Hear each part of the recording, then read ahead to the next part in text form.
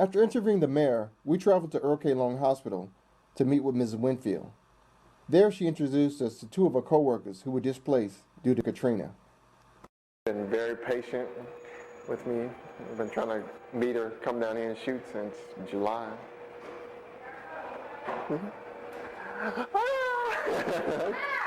How you doing? Finally, huh? It's good to see you. Good to see you. Okay, good to see y'all made it, huh?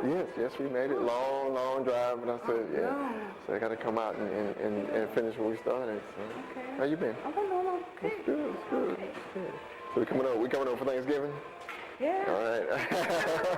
Yeah. Cool. Well, we're just gonna go into the chapel, ask you guys some questions. Ms. Winfield, talk to me about life in New Orleans pre-Katrina. Where were you born? Where did you live? Where were you working? Okay. Well, before Katrina, I always lived in New Orleans. I was born at Charity Hospital, and I've always lived in New Orleans.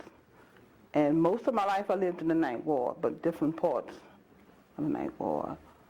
And life was good in New Orleans. I never thought I'd be living anywhere else. But due to the storm, we had to leave. Say Katrina's coming maybe a day or two before you hear Katrina's coming. What kind of decision did you make? I mean, you were thinking... I was kind of back and forth with my decision that whole week because I was keeping up with the weather. And one of my daughters worked at Charity Hospital, and she was on the activation team, but she couldn't leave. And she kept saying, Mama, don't stay in this house. Because I don't leave. I always normally stay for storms. You know, I just pray and trust God to get us through. Because, you know, when storms come, if you don't all the time have the convenience to get out, like they be saying, leave, you know, sometimes you don't have the convenience. Sometimes you're not able financially to just get up and leave like some people can do. So I got caught in that situation. So. But this particular time, by them saying it was such a forceful storm, it was going to be the winds were so high, and it was just horrible. When you thought about how powerful the storm could possibly be and what it could do to the city, I didn't think about anything else. That Sunday morning, I got up, and I know it was a voice of God spoke to me and said, to leave. So you made it through all the rest of them, but you're not going to make it through this one. This is the one, huh? This is the one. You got to go. I had my daughter and two small children in the house with me, and I had to think about them. So I got up. In fact, we were having family and friends day that Sunday morning. It was sun was shining, and it was like the calm before the storm. And I said, I ain't going to church today. So I told my daughter, I said, get up and pack some things for the kids. I said, we're getting out of here. She said, well, Mom, where are we going? I said, we're getting out of here. So I had talked with my mom's baby sister that lives here in Baton Rouge. And my mama didn't want to leave. And she said, no, I must stay. They're gonna take us to the Superdome, because she lived in a senior citizen building not far from me. She was up on the 3rd floor. She didn't want to leave, so I went down there. I said, Mom, you're going to have to leave. I said, I can't choose between you and the grandkids and myself. I said, I can't leave you. I said, you got to come. So she finally made up her mind that she was going to come. So we all headed out, my baby brother, my son, my mom, and myself. Now, my daughter was at home with me, but decided that she didn't want to leave with me. So she went to a friend's house in the east. Told me that they were going to leave. No, this is Sunday. Yeah, that same Sunday. We all left the house together, but she didn't want to come with me, so dropped her off. I said, Loerlin, I said, that's my baby. I said, you sure y'all going to leave? Oh, we're going to leave. We're going to leave. Sunday passed, the storm came. It was like that Thursday before I heard from my daughter. I didn't know where they were. I didn't know where the children were. But I knew what had happened. You saw it on the news the next day. The city was underwater. I'm like, oh, my God, where's my child and her children? I was born in New Orleans all my life. I was born at Charity Hospital. I lived there in different areas. I stayed up in the Kelton area. And I moved in New Orleans East. Katrina's on its way, maybe a day or two, and you hear the storm is coming. What kind of thinking were you doing? Were you thinking stay, go? Or? Well, you know what, really, I wasn't thinking of anything. I was just laying there, and I was off this particular weekend. I work at Charity Hospital, and I thought that it was going to just pass, but what happened is Saturday evening, my supervisor called me and told me to get ready to come to work 6 o'clock Sunday morning. So I couldn't do nothing but grab a few little things and get ready to leave out that morning. Prepare for about 2 or 3 days. So your supervisor, you'd be there for a few days? Well, we usually stay about 2 or 3 days, you know, for the patients. Oh, I was at Charity Hospital the whole while, running back and forth up the steps, feeding the patients, taking trays. So I was at the hospital. We was hearing the different things off and on, but we wasn't really getting the radio or TV to really tell us what was going on. What were you guys hearing from the hospital?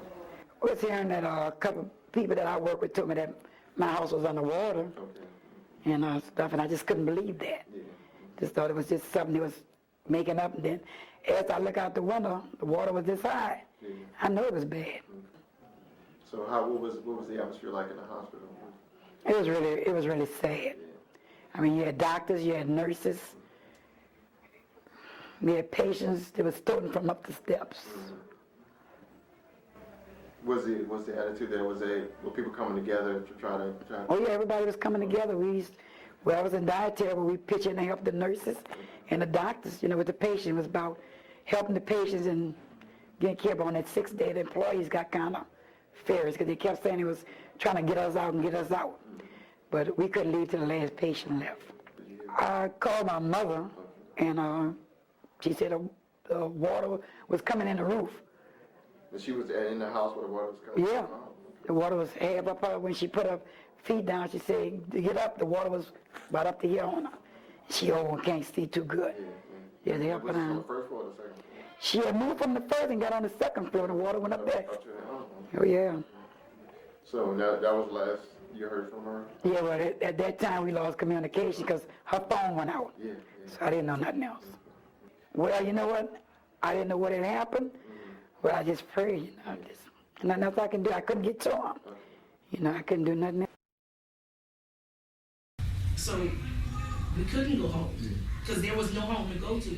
And not only that, you couldn't get back into New Orleans. They wouldn't let anyone in New Orleans. So we left Georgia the Monday after the hurricane, and we left Georgia because my brother worked for the Office of Family Support here in Baton Rouge. So he had to come back to go and work. And this was a new job. He had just transferred his job to Baton Rouge from Thibodeau. So he had to come back and go to work.